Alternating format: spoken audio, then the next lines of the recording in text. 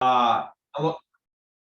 Yep, I was just gonna say, we are going to record this, and so some that won't make it. So if you do not want to participate because it's recorded, just go ahead and drop and we can catch up later. So, but yeah, let's get started. This is the HITEC Foundation Mentorship Program. It's our onboarding for our mentors. In a couple of weeks, October 19th, we are going to have the HITEC Foundation Mentorship kickoff call, which will be with the mentors and the scholars themselves. So what I wanted to do now was just get you all together, and due to other conflicts, we had to have this 2-week break in between, but we're going to run through what we've done is prepare a mentor guide. And if you recall, for those of you who have been in the EEP program, Fernando and Christina have a fabulous mentor guide there, a fellow guide. This is like the baby steps to that, given because we don't want to replicate everything, but it is based on that. So why don't we get started? And I think one of the key things I wanted to share with you is the next quote, and then I'll do some intros real quick.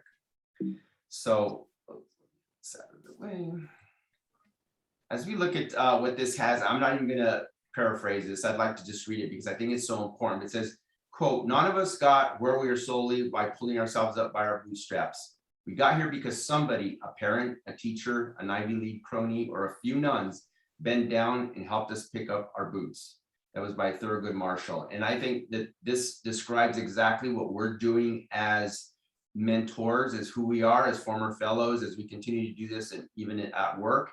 We are pulling, our own boots up, but also we're pulling up and pushing up others. And I looked for some other great quotes, and there are tons of them out there. This one just kept resonating with me. We used it last year, and so I kept it. So let's go through this. Before I start, my name is Ernie Cordova. I am the member of the HITEC Foundation Board. I've been serving as the HITEC Mentorship Chair for the past few years. I am excited to say, and I'm not sure if Jaleesa is on, Jaleesa Judd, but excited to say that Yes, I am. all right, Jalissa. So Jalissa has volunteered to take on the role of mentorship chair this year. So I'm in the process of transitioning to her as we move over the next couple of months.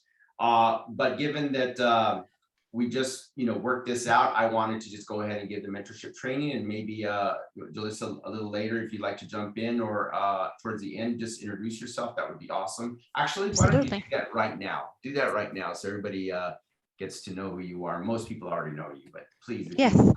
Well, it is truly my pleasure to be helping this organization.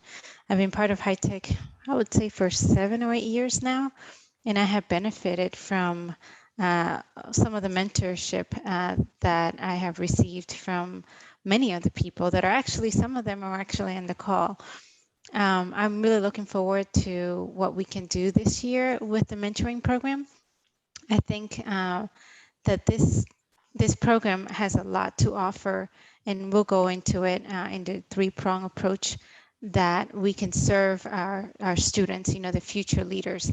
And I'm really excited about what we can do together. And I just want to thank in advance to the people that have stepped up to become mentors, because they're really the ones that are the heroes here, that are taking their time from their busy calendars to pull somebody up and give them some advice, willing to listen and coach them through any difficulties, or maybe just inspire them throughout this coming year. So thank you. Great, thanks, Jalissa. And again, we're excited to have her as part of the mentorship program team. Like I said, she'll be taking on the responsibilities of getting us all engaged and keeping the momentum going. We've built this program as a pilot last year to what we've come this year for a little bit more structure. And she's got some great ideas as to what we're going to do moving forward. So thank you once again.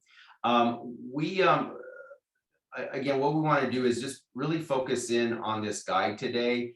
And the key things that we're going to cover today are we're going to give you an overview. We're going to talk about the guide, some goals, some practical tips. We're going to recap, I think, the do's and don'ts. And when I get to those slides, you're going to see, whoa, there's a lot of do's and don'ts. But actually, if you look at them, they probably all blend into about 5 of them.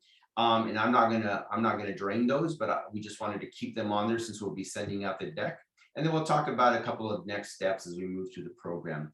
One thing I wanted to share with is that we had 405 applicants go through the process, through the scholarship process. Out of those, we selected, or the team selected 34 scholars. And so we are very excited that those 34 have you as mentors. Thank you again for stepping up. We've gone just a little bit more of a recap as to how we matched folks. I know that it took a little while to do so because we were waiting to see how virtual, we're going to end up. But what we did, the mentor-mentee match or scholar match, so that you're aware, was done by time zones. Actually, one thing that we ran into last year was if I matched because of other things specifically, we had a California and a New York City, and it caused some issues just because it was hard work zone. So that was primary to start. Then we went trying to use some gender specific requests. We also used some of the majors. It's tough with the majors because almost everybody either has computer science or engineering. And so we try to go with what we can by what we know from their essays. So that's how we did the match. I hope it works out. There are a few cases where we did just one time zone over, like Mountain to Pacific or Eastern to Central that time. If for whatever reason you run into an issue, and we'll get to this as one of the things, later on, is, try to reach out to the program team. We'll try to work things out, but we really ask that you and the mentee, the scholar, do your best to make it work. But we have had cases in the past that it just doesn't. Okay, so hopefully that won't be the case this year. So let's get started. Let's start with the mentorship program overview and goals.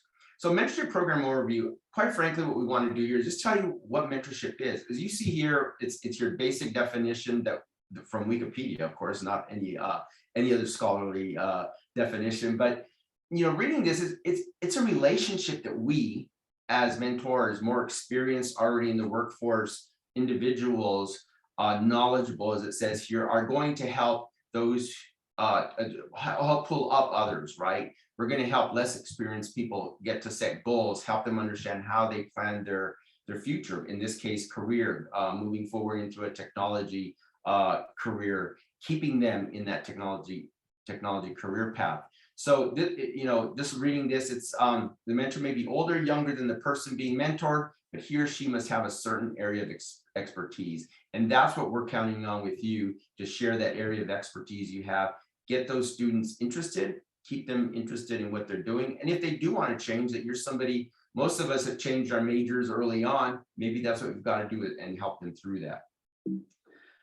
So that's the Wikipedia approach. We at HITEC and the foundation have gone through and created this overview and this guide to prepare those the next generation of Hispanic Latinx students. We're going to do what we can, and we are, we can only do what we can when there is a two-way communication, and we're going to stress on that as we move forward, that we need to make sure that not only are you stepping up and sharing, that you're also getting some information back from the mentee. And those are going to be some of the tenets you'll see in some of these bullet points as we move forward.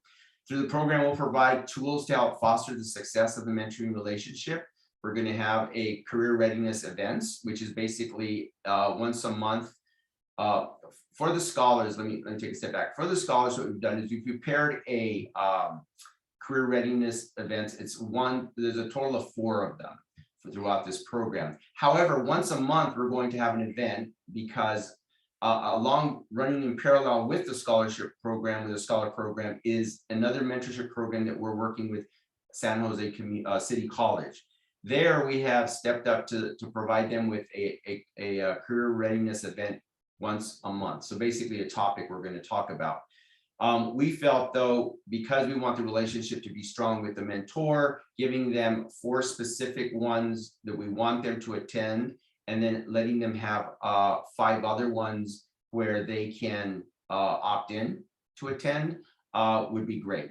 So we'll be providing more of that information during our kickoff session, and we'll want you to encourage them to attend, but some of them may just not either have the time or maybe too early in their schooling to want to think about career readiness. I don't know if that's true, internship, but we'll give them the choice to do that. Okay. This mentor guide, what we've done is pulled a lot of information from various places, primarily from the EEP guide. We've talked to professionals who have sat through the programs and asked them to help develop this, right? We've talked to others about developing and mentoring students.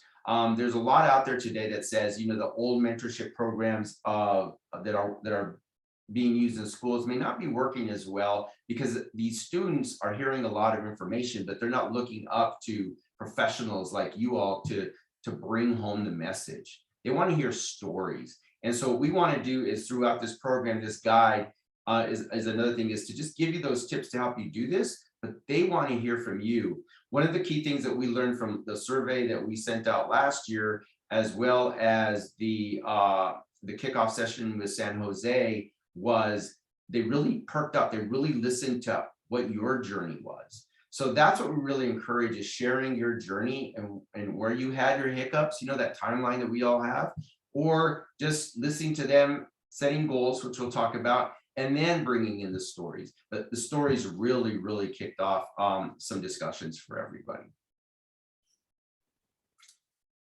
Our anticipated outcomes are: one is to clarify and define the purpose of the mentor.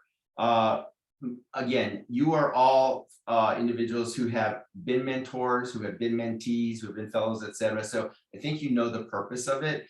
And the excitement that we got whenever I sent the emails out to ask for volunteers was tremendous. So I could just tell by you responding back that you know how important this purpose is. So thank you. To determine the readiness for the mentor-mentee relationship, sometimes even at the very beginning of a relationship, there's apprehension from the mentee, I'm sorry. So we really ask that, this guide today and the outcomes are to help you to make sure that you build that communication bridge between you and the mentee. We want to explain the dynamics of the mentorship relationship and provide tips and advice on how to sustain a successful relationship. Our mentoring goals, we have, there's 4 basic tenets here. I mentioned this earlier. They want to hear about your experience and your perspective throughout the program.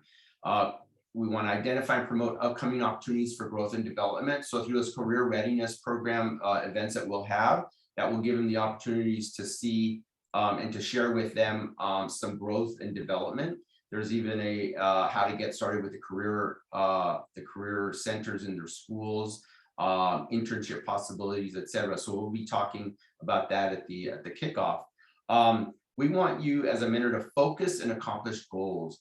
Most of us in our work life, if you're still working, I happen to retire just recently, so I had to put that caveat in there. But if you are focused with your teams and you're leading your teams, we all know that we set goals and objectives by which you are basically expecting some results. And we want that from our mentees also. We want to hold them accountable, right? So that's one of the key things that I ask you, whether it's reading a book, doing a project that you feel is important. We're still, as we build a program that Jalissa will be working on, is to build something that's more of a team project like you had during EEP. We're getting there, but for now, we want to see that there's some participation with the mentors and the mentees to build something together. One thing that we heard a lot and was really doing your own personal journey line with them and having them do one, so you could discuss over time how that journey line was going, where it was going to end up, or what expectations, where that person wanted to be in 5 years, for example. It just depends on that relationship that you have with your student. We want to gain perspective on situations from an objective source. If for some reason you don't have an answer or to a question that might be coming up, you have the network within HITEC to ask some of those questions. But quite frankly, as a mentor, I really think that you, with these students, are going to be able to help them quite a bit in being that objective source for them. or resource. And if not, you'll be able to point them into another direction. And you'll see that addressed here in a little bit. We want to develop or improve skills and knowledge to reach those goals. So throughout here, it's improving skills, knowledge, building knowledge, promoting them, getting to whatever that objective is that they have. That's what we want during the next 9 months or so. As a mentor, you'll serve as a role model, a coach, an advocate, and a friend to the mentee. Again, we state that you're going to share your own career and personal goals with your mentee when appropriate. I think that a lot of it is going to come from listening to them first, and then seeing what goals they have. One of the things that we're going to do during the career readiness is actually do a self-assessment so that we can really see where they come from. And by that, I mean, where are they in their journey, and see how you can help. And we have that set in the middle because first we want to get them to understand what the program is about. So you'll see that come about as we move forward. Another goal is to provide insight on how you were able to set and achieve your own goals on your own journey. So that's through those storytellings. And again, stressing, tap into your network by connecting your mentee with resources such as people, books, tools, and articles that you found useful when you were a mentor, fellow, or in other mentorship programs where you've participated as a mentor. And to that point there, if you feel that there's something that's really awesome for you that you'd like to share with the program team, let me know, let Julissa know. We'd love to build things like that into our program. I've already had one mentor step up with a resource that we may actually, we'll be talking next week, to bring in from a career readiness standpoint, interviewing skills, etc. And it's a fellow EEP. So, share those things, and we'll make them happen. We'll make it happen. We're all in this together. All right, practical tips. There are quite a few things on this slide. It was easier just to throw them all in here, but again, these are tips that we have heard from other mentors throughout the program that have really worked. Mentoring is really learned behaviors. So think of yourself as, who's a coaching a bunch of sports of students, right, through something. You're going to provide them with the tools, right? But at the same time, you depend on your assistant coaches and other players, on those, who have all the answers. And far be it from me to be a sports fanatic, but it's something that someone was sharing with me at one of the previous sessions, and they said that's how they think of it. You've got the coach, and you've got other people who are here to help you work out those specific skills that you need. Establish communication methods and frequency of contact from the beginning. This one is really, really key. One thing that we found with the students in the last couple of years is that they all seem to have their own way of communicating with each other.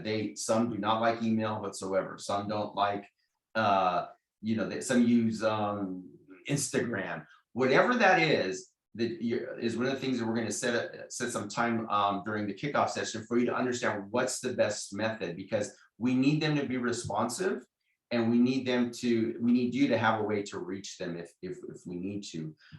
So that's going to be real key, is that communication method.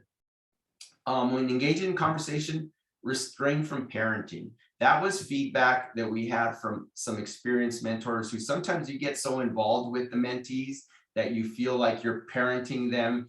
This happened a lot more when we were meeting in person than when we were doing virtual, have been doing virtual, but sometimes the students really look up to you. But in the conversation, you want to sort of restrain from parenting and having that type of "I need you" or "I told you" type of discussions, right? One key thing that we need is actively listen to your mentee. That is so important. Sometimes we get in the workforce as managers and directors, we listen to our employees, yes, but sometimes we're also in the mode where we're delivering. We want to deliver. We're giving messages. You need to. And in this case here, we need to listen to see what they need. And so actively listen, and then you'll be able to work in the great feedback that you're going to give them. again, we hit this, share your experiences. It's so important. You'll be surprised by you sharing that. And it starts, one thing that we've heard in the past is, oh, that reminds me of this person, the mentee will say, who did something similar. And it all comes back by you sharing your experiences. One thing is, a lot of our students may be first generation college students. They aren't familiar with a lot of experiences, especially in the technology field. So we want to make sure that you share your stories. And whatever the goal is that you set up with your mentee, support them through this, through positive feedback and encouragement. It's going to take time for them to understand what it is that they need to, what the programs they're going to go through and what they need to do to be successful. And that's why we want to get into their journey early on so that we can help them through that. You'd be surprised, even if you are not mentoring them in the future, if that relationship just doesn't, or they don't return next year, for example, because we have a lot of mentees and mentors who have returned, they will remember all these things as successful tools for them.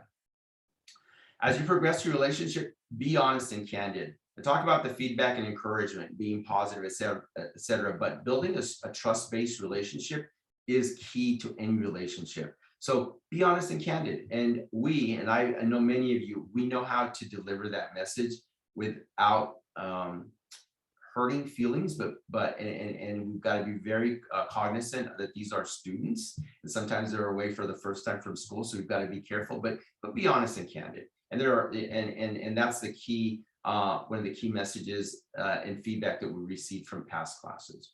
Okay, they want to know what it is that you really expect. Don't beat around the bush, so to speak.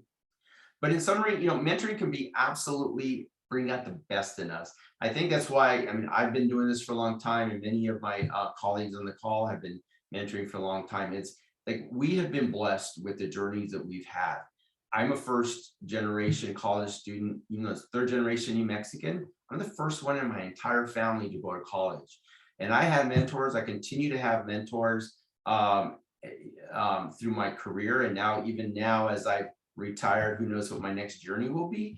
I continue to look up to people and my past mentors. So being a mentor brings out the best in us. We want them to continue to remember us after the fact, but most importantly, we're here and now to help them through their journey. And if we do it right, they're going to achieve their goals, whether their goals through this program or their goals in life and goals in their career. And I know that we can do that right. So otherwise we wouldn't have some great volunteers. So at the end is when we help others, we in turn help ourselves. And that's a really critical message. You know how good you feel afterwards. Before I go to this part, are there any questions? I can't really see the chat sign with the chat, but if there's any questions, maybe Julius, you can help me out if there's anything that might has popped up that I might have missed, or feel free Sure, to absolutely. go on, speak up. I might be going a little fast, but as we look through those, or feel free to just hold your hand up or just interrupt me, that's fine. I wanted to share a few things that have worked for me and for others, is how to write effective goals. We're all pros at this, I'm sure, from our work experience, but I thought I'd jot some down here. They're not mine. It's we've all heard of SMART, and the bottom line is to keep our goals straightforward, be very specific with them. And the goals that I'm talking about here is really when we sit down and listen to the mentee and say, what are you going to study in school? Do you have goals? If they don't have goals, we have to be ready to start to share. Well, some goals may be that you want to, really focus in a certain major, a minor, what are those goals, and try to work them out. But they should be straightforward, something that they can clearly define. If it's for this program here, and we hear from a mentee, which is a key goal, is my goal is to get an internship, for example. Well, then we start looking at what do you need in for us to help you to become a viable intern, right? Or to be able to get through the process. And we'll have one of our career readiness events to address that.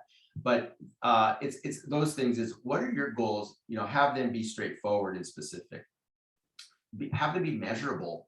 Establish criteria for measuring those goals. If you say, okay, you want to see what internships are available, the criteria be what internships are available at your career center. Find those, bring them to the next meeting, and let's talk through them.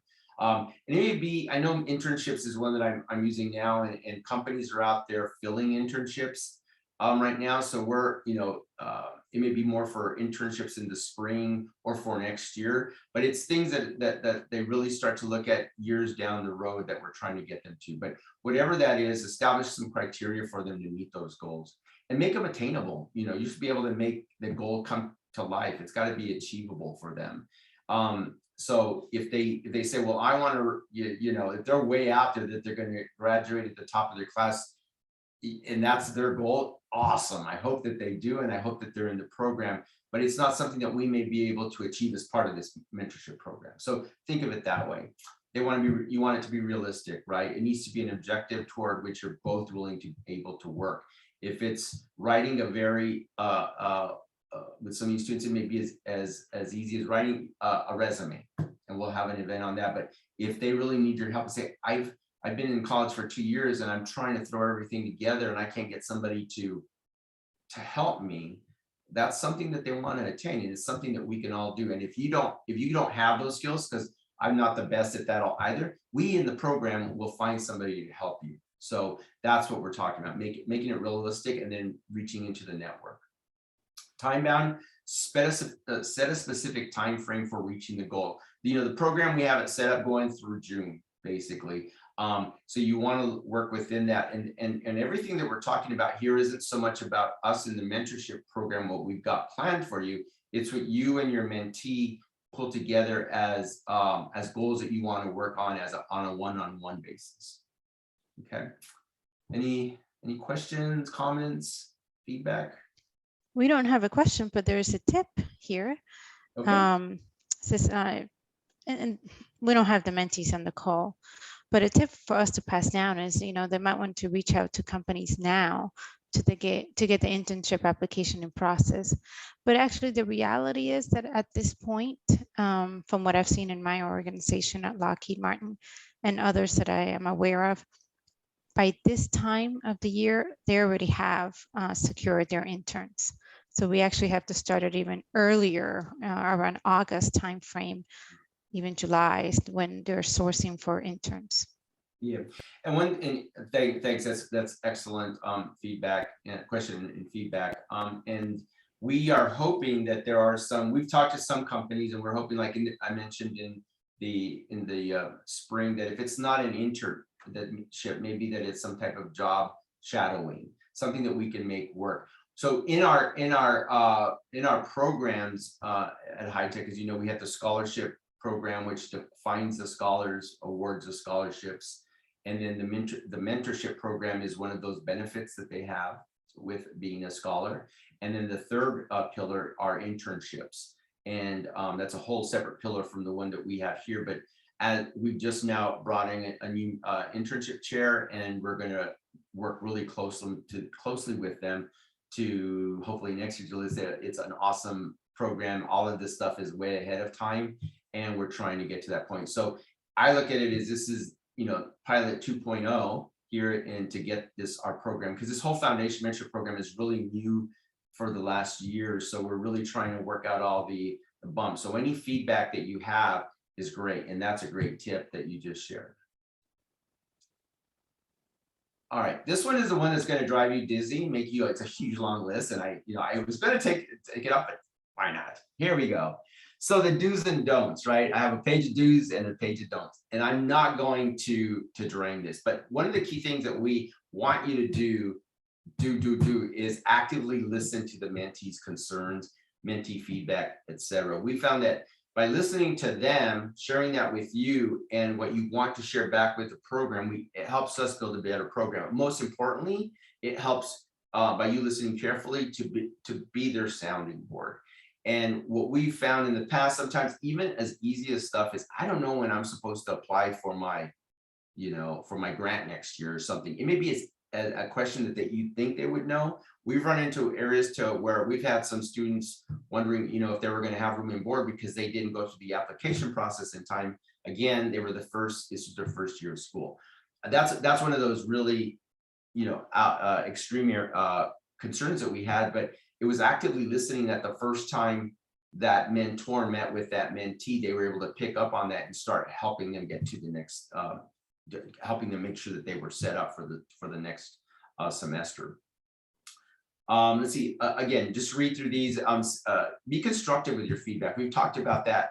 Help them explore new ideas to solve difficult problems. One thing that we've seen there is that we've had mentees come back to us and say, I have a roommate problem, or I have X or Y and Z. You may not want to have, or you may not have the information that you need, but it's maybe talking to somebody within the program where we can go back to the school. You know, our HITEC and administration office, you know, Viv and Maria and others will have a way to help us solve some of those difficult problems. But sometimes it's just new ideas on, I don't even know what I want to major in. I've just signed up for IT or, you know, technology career, but I don't know what I want to major in. So it may be as easy or as difficult as that is, and that's where your expertise comes in.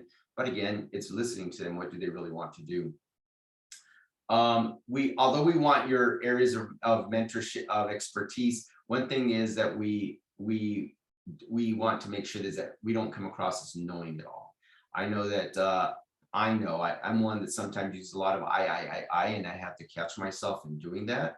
And it's because probably all these gray hairs that I have given me a lot of experience over the years, but I don't know it all. And if you don't know it all, we're here to help. But the students also want to feel somebody that someone's listening to them, to, you know, understands and can help them. And sometimes they don't want to be lectured, you know, directly. They just want to hear some possibilities that we can work with them on. And one of the key things, the second to last one, is model professional behavior. Some feedback that we had was sometimes, you know, it seemed like the mentor-mentee calls were really short. And it was like it was in a hurry. The mentor was in a car. The sound broke up. You know, there are things like that. We really try to be as professional when you set that one-to-one meeting with your mentee, that you set it for an hour of time, an hour of commitment that you're going to give to them. And if it doesn't go for the hour, if it goes longer, it's you drive that cadence. But let's be as professional as we can, and I have no doubt that you as volunteers, given who I know on this, that's not going to be an issue whatsoever. I'm sure there's a lot more do's as you read through these, and just use your knowledge. You can also share some of your do's that may not be on here with us, and we'll add them to next year and figure out a better way to display this.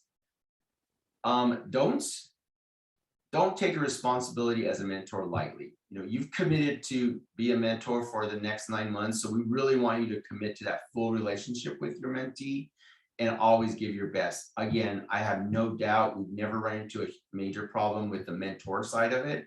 But sometimes we just have to remind everybody that you signed up for this and we really appreciate it, but we need you to be, you know, all in.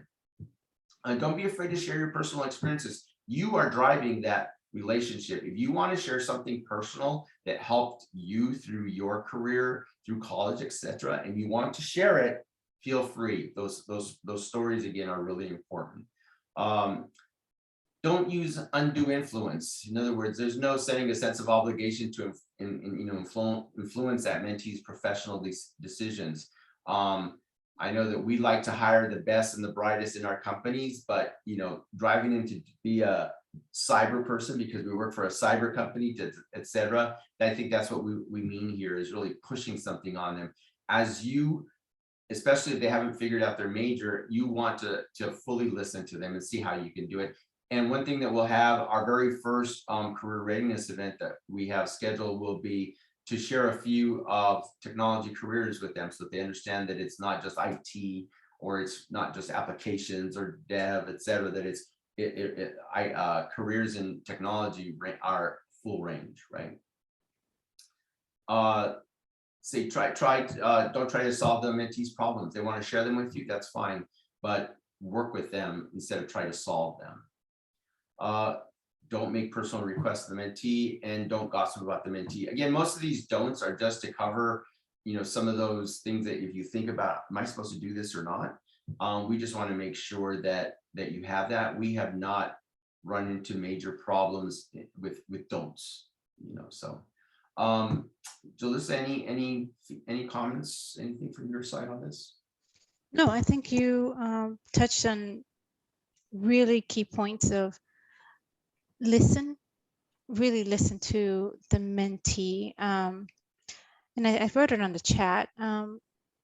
Be mindful of not just giving advice or just focusing on the career aspirations portion of your mentee, but look at the whole person. Like Ernie said, many times these students, this is their first time. Anybody in their families has ever been to college, and they might need guidance in an area more than just their careers or school. Maybe they need help filling up an application.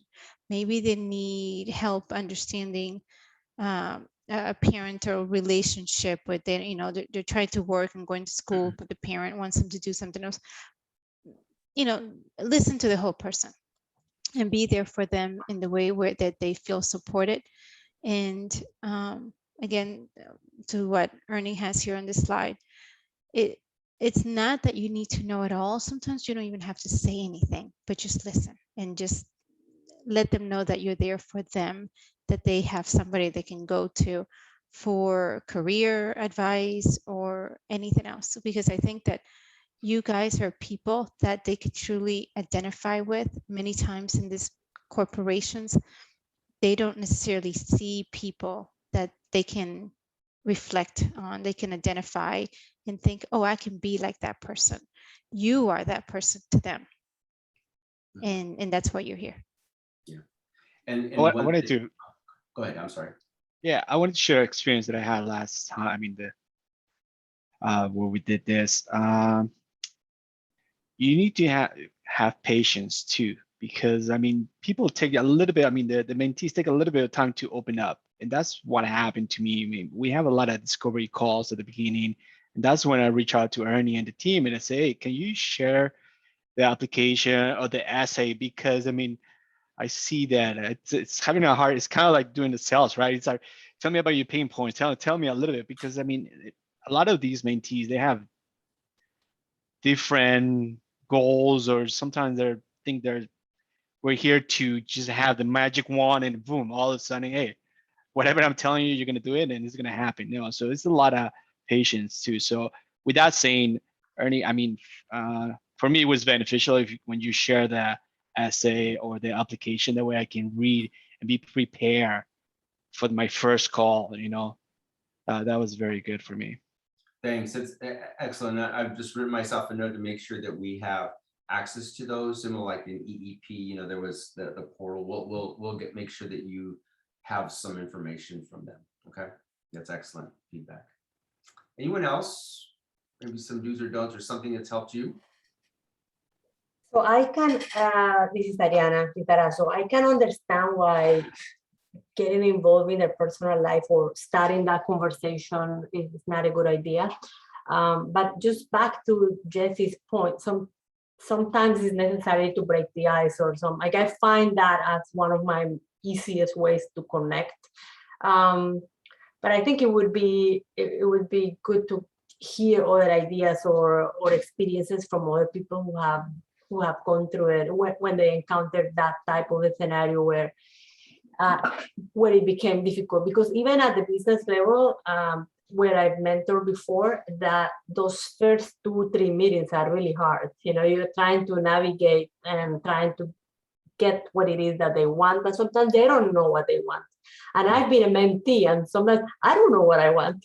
I just want to talk to somebody who's more experienced than me and hope to figure out, what are the things that I want to address. So it's not always that clear. So my question after all of that is, how soon after we start the relationship would you be expecting us to draw these goals? And is this something we report back to you on regularly, or we just kind of, take our time throughout the year to figure it out, and in the end, I'll tell you how it went? How does that work? It's sort of a mix of all that. And Jalissa, I know that you'll be monitoring this a lot closer as a program lead, but from expectations, I guess when we designed this was really that we would have touch points with you as a mentor, that you're meeting, that you've established some goals to make sure that you're getting through with your mentee, right? There's no right or wrong achievement of the goals, in my opinion, because it's that relationship that you're building, but you want to have something. And I guess going back to what you started with and said, that it takes time to figure it out. You're absolutely right. And I don't have a right answer. It's when you start talking. So maybe it's being prepared if we can get those surveys beforehand. I'll explain a little bit what our thought process was as we kick this off, but is also having that first goal of it could be as simple as asking them to maybe, why did you join the program, right? Why did you apply to be a scholar? What do you want out of this? That will help build at least even 3 things. In the past, what we had in the mentorship program was have them give me 3 things for the next time you talked, with an explanation of what you wanted for goals, right? And so that's the goal setting part. It can be more elaborate than that, but at least it gets them thinking, right? So, but we'll do some touch point surveys. They may be quick hits so that we can also get metrics around it, but it'll be like, have you met with your mentee regularly? If it's in 3-month period or whatever, or, we'll figure that out. You have a cadence set up. So Viv and Maria from HITEC are really good at that. And I know Maria from the EEP program, we gain a lot of their knowledge, and we'll do the same thing here. So I hope I answered your question, but that's sort of how we're going. I'm sure Jalissa, from a long-term perspective, will develop something a little bit more, formalized. No, thank you. Everyone. Good answer. Yeah. Do you mind if I add to that, Ernie? Yeah, sure. Thanks, Viv. Awesome. Hi, everyone. This is Viv. Sorry, I was not on video before. Welcome. I just want to thank you all once again for participating in this really important program, and really appreciate the time that you're carving out for this. I think one thing I wanted to add on is, yes, there will be touch points, but if for some reason you see a flag or challenges bubble up prior to that, please bring them to our attention, right? Let's not wait to find a solution if there is something happening. I'm not saying there will be, but you never know, right? And so that we can work towards, addressing whatever that challenge may happen ahead of time. So I know, Julissa is our mentorship chair, but, Marie and myself are also here to help and support. And so we want to make sure that each mentor and mentee have a successful relationship, regardless of what that cadence looks like. It can be slower, it could be fast. It's going to depend, right, on each individual person. But if there is something that is more of a red flag and we need to address ahead of time, please be sure to share that with us. Great. Thank you. Thank you, Viviana. Yep. Ernie, I had a recommendation. I participated last year and had a very good experience.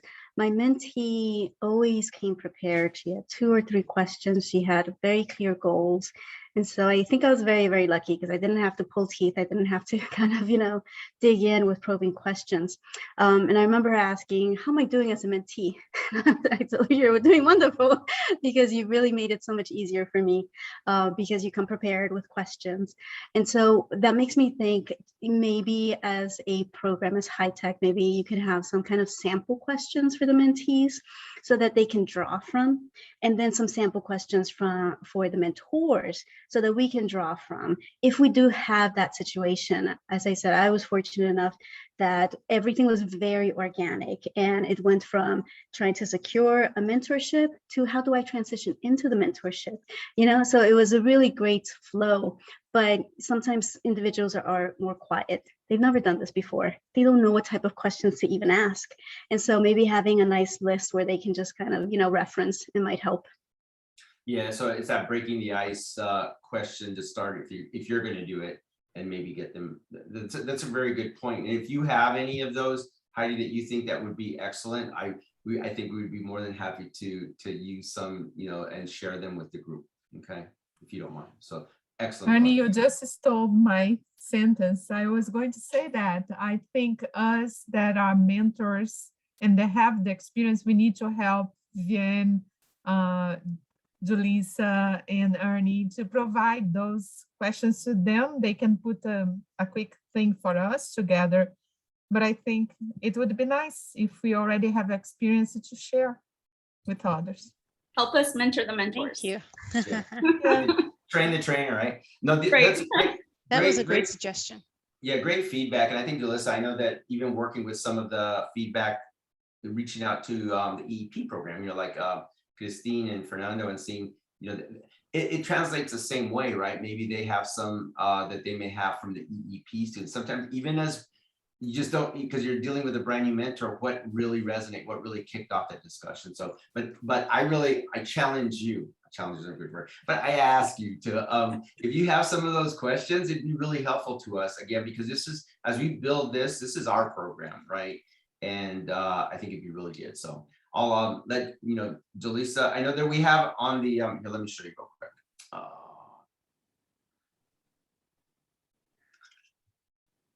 This foundation at hitecglobal.org is our team email. And so if you use that, I was told, Viv, that this should be up and running. If not, feel free to send if you get a kickback or something, let us know. But basically it'll be to Julissa if you just don't want to flood our work emails or etc. So this will go there. We'll be able to get whatever information you have. So let me go back up here just real quick. We're about to end here.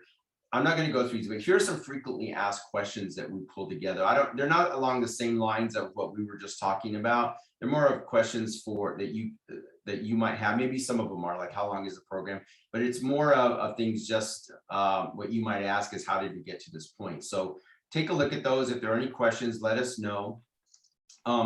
This last, I want to go back to this one. What is a mentor family? And this, again, we're the familia, right? We're the HITEC familia, and it's all of us together to have open discussions. And so whenever you hear that our familia calls or something, that's what we're trying to do there. Some additional questions. And then again, as anyone can contact about the mentor mentee, what Viv was talking about, to a point about if there's something not working, let us know.